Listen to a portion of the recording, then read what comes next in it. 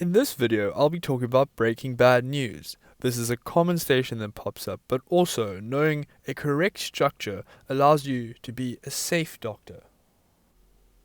Right, so let's get into it. So the first thing to do is to set an appropriate setting. You then want to understand the perceptions of the patient of what has happened so far. You want to give them an invitation to share the information. You then want to give them your knowledge and share the information with them, following which is probably bad news, and you want to give them some empathy, and this mnemonic is known as SPIKE.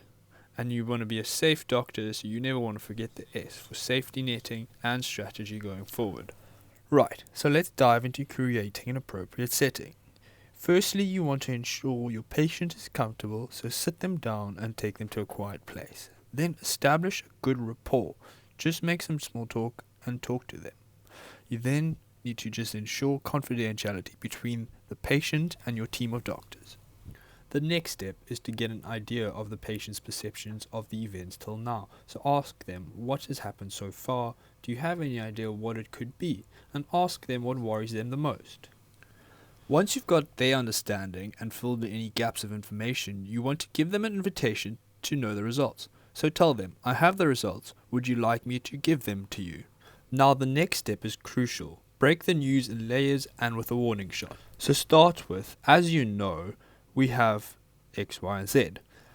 Then a mistake a lot of people do is they say, the results are not what we expected. No. The results are not what we thought. No.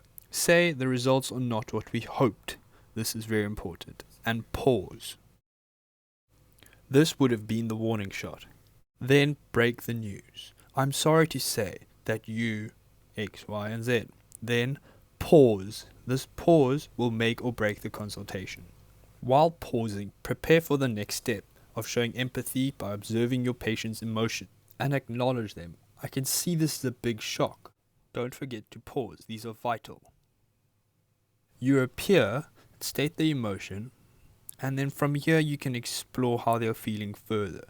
Ask them, how are you feeling? What is going through your mind?